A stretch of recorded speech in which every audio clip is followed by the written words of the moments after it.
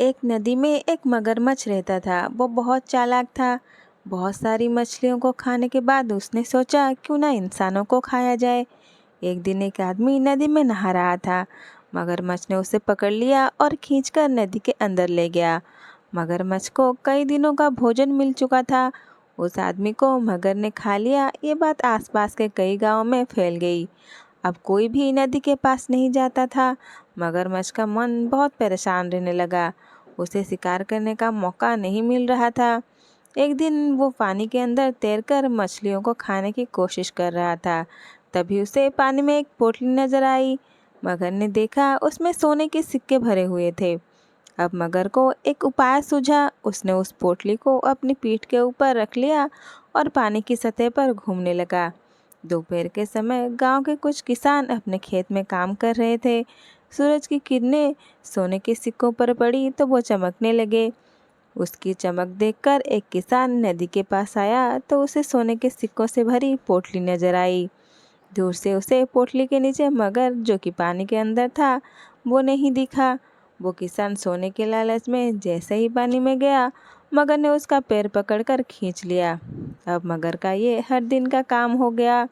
वो दोपहर के समय नदी के किसी न किसी किनारे पर अपनी पीठ पर सोने के सिक्कों की पोटली रखकर पहुंच जाता। सीधे साधे गांव वाले सोने के लालच में मगर का शिकार बन जाते थे।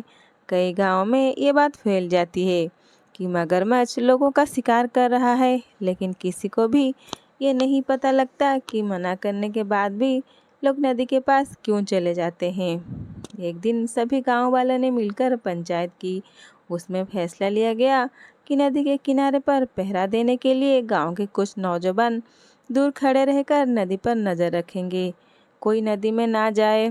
गांव के नौजवानों को नदी के किनारे पर खड़ा कर दिया गया। मगरमच्छ ने जब ये सब देखा तो वो कुछ दिन के लिए वहाँ से दूर चला गया। पोटली को उसने एक पत्थर के नीचे छुपा दिया। जब से नदी के किनारे लोगों को खड़ा किया गया था, एक भी आदमी के मरने की खबर नहीं आई। कुछ दिन बाद लोग बेफिक्र हो गए। उन्हें लगा कि मगरमच्छ नदी के साथ कहीं और चला गया। धीरे धीरे नदी के आसपास से लोग हट गए और अपने अपने काम में लग गए। कुछ दिन सब ठीक चलता रहा, लेकिन 2 महीने बाद ही फिर से गांव के लोग गायब होने लगे। इससे सब बहुत परेशान हो जाते हैं। गांव वाले इकट्ठा होकर कलेक्टर साहब के पास जाकर फरियाद करते हैं। कलेक्टर साहब शहर से 2 शिकारियों को बुलाकर नदी के किनारे छिपा देते हैं। दोनों शिकारी छिपकर देखने लगते हैं कि मगर कब आता है, लेकिन कुछ दिन मगर नहीं आता।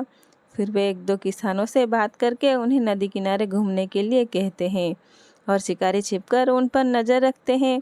एक दिन मगर वहीं सोने के सिक्कों की पोटली लेकर पानी पर तैरता दिखाई देता है। सिक्कों की चमक से किसान और शिकारियों की सारी बात समझ में आ जाती है। दोनों शिकारी छिपकर पोटली के आसपास निशाना लगाकर गोलियां चला देते हैं, जिससे मगर मर जाता है। सभी गांव वालों की जान में जान आती है। कलेक्टर साहब वो सोने के सिक्कों की पोटली उन दोनों शिकारियों को इनाम के रूप में दे देते हैं।